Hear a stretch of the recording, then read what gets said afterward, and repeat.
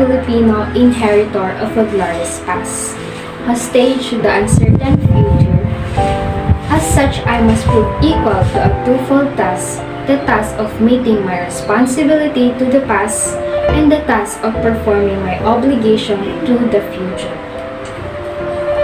I sprang from a hardy race child many generations, removed of ancient Malayan pioneers.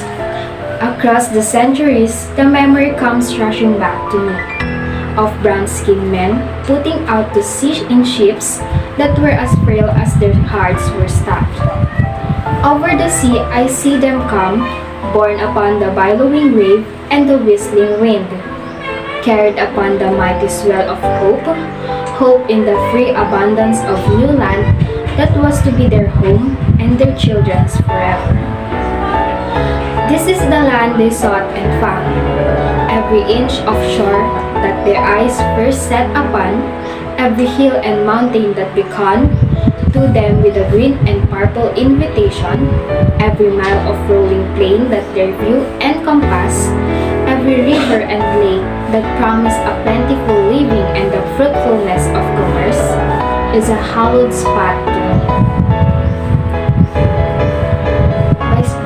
By the strength of their hearts and hands, by every right of law, human and divine, this land and all the appurtenances thereof, the black and fertile soil, the seas and lakes and rivers teeming with fish, the forests with their inexhaustible wealth in wildlife and timber, the mountains with their bowel swallows, with minerals, the whole of this rich and happy land has been for centuries without number, the land of my father. This land I receive in trust from them, and its trust will pass it to my children, and so on until the world is no more.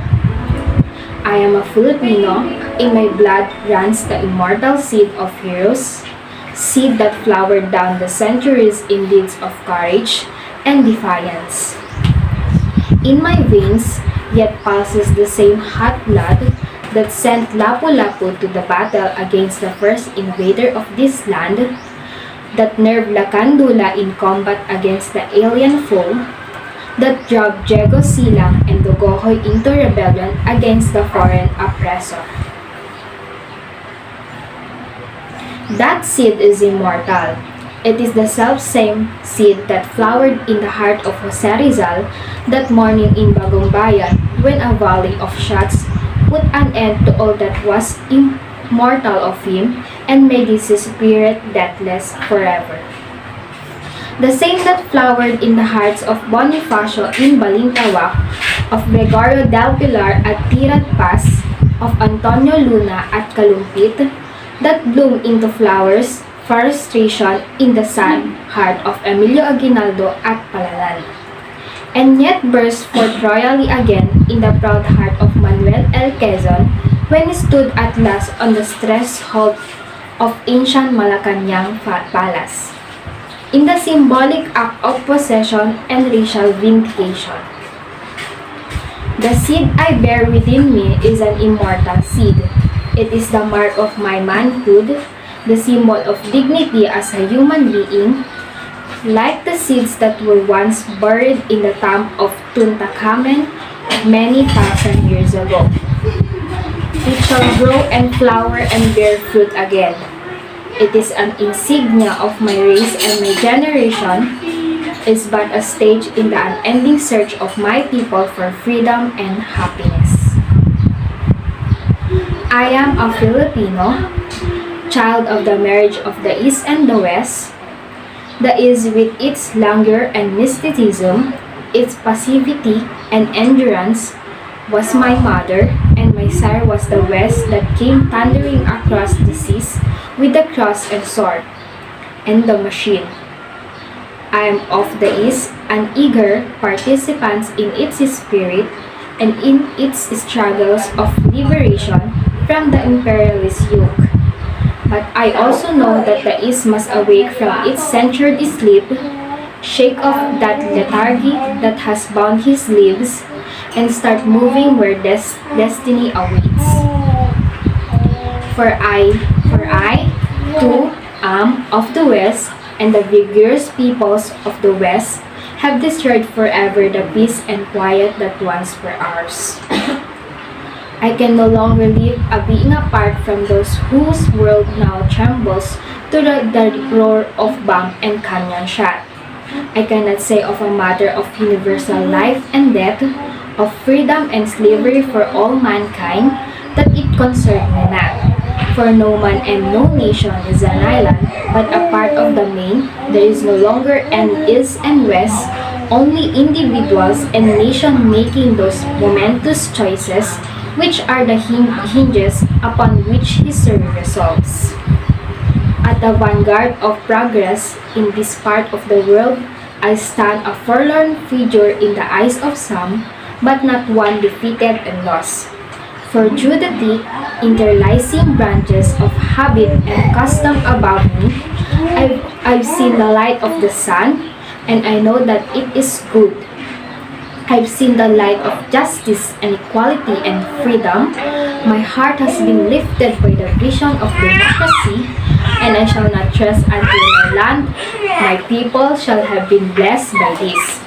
Beyond the power of any man or nation to subvert or destroy, I am a Filipino, and this is my inheritance. What pledge shall I give that I prove worthy of my inheritance?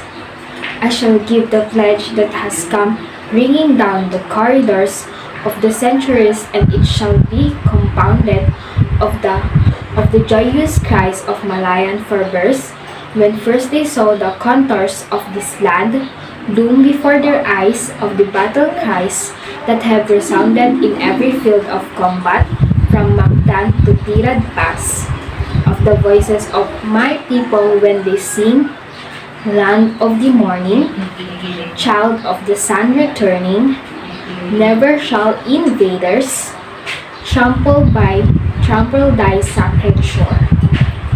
Out of the lush green of these 7,000 islas, out of the heartstrings of 16 million people all vibrating to one song, I shall weave the mighty fabric of my pledge.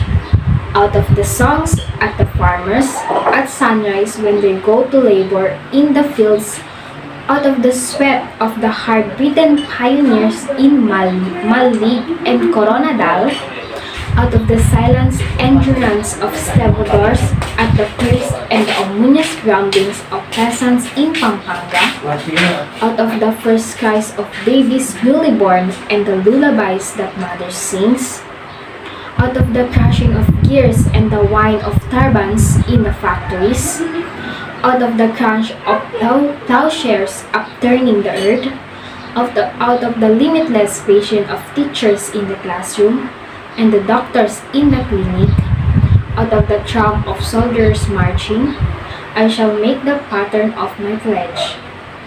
I am a Filipino, born to freedom, and I shall not rest until freedom shall have been added unto my inheritance for myself and my children and my children's forever.